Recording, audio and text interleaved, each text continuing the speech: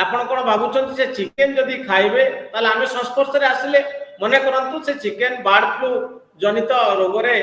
आक्रांत होइथिला कुकुडाटी एवं सेही कुकुडाटी को आमे मांस करी खाइले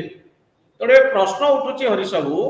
जे प्रकृत रे से मांस रे से चिकेन रे बर्ड फ्लू थाए कि से चिकेन रे बर्ड फ्लू भूताणु जदि संक्रमित हेइथिबो थिबो निश्चित भाबरे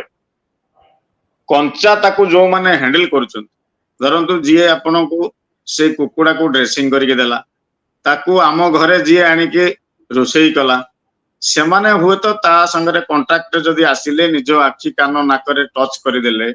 ताहले हुए तो आखिरे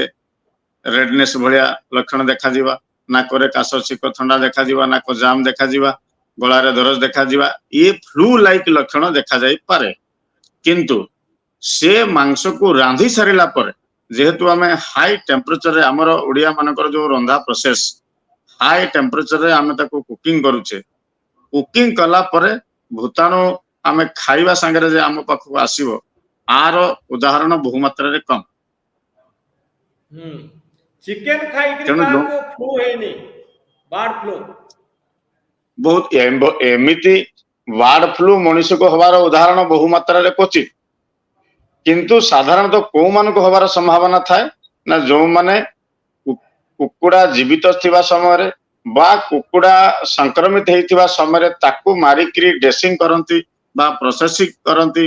खाइबा प्रस्तुति करंती से मान को कांटेक्ट रे हबार संभावना थाए किंतु रोसई कला परे अत्यधिक टेम्परेचर रे रोसई कला परे खाइले संक्रमण हबा बहुमात्रा रे कम असंभव अर्थात आपण एया कहया पई चाहउचंती जे चिकेन खाई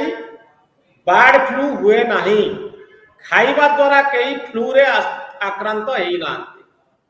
डॉक्टर चौधरी बर्ड फ्लू संक्रमित कोनोसी मनुष्यर संस्पर्श रे आपण केबे आसीचंती की रोगी आपण को पाखु आसी आपण केबे ट्रीटमेंट करचंती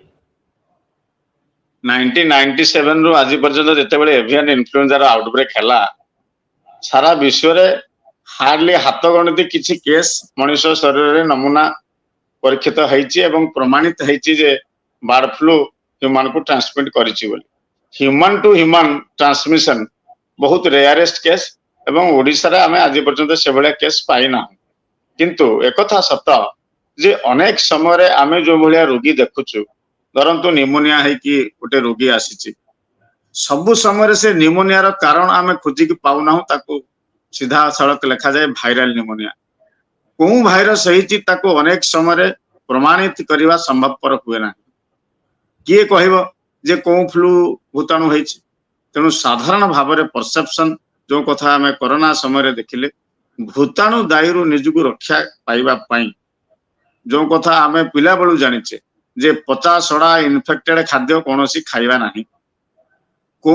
माध्यम रे भूताणु आम शरीर को प्रवेश करुची से कथा जानिबा पई साधारण पक्षरे संभवपर नुह किंतु एकथा स्पष्ट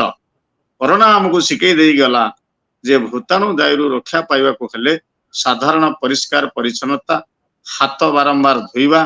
इन्फेक्टेड खाद्य बा संक्रमित खाद्य खाइबा नाही बारंबार आखिरे कानरे नाकरे हाथ मारिबा नाही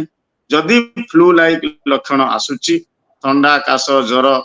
साधारण औषध को मानु नाही ताहले आवश्यक हेले स्वाब परीक्षा करिबा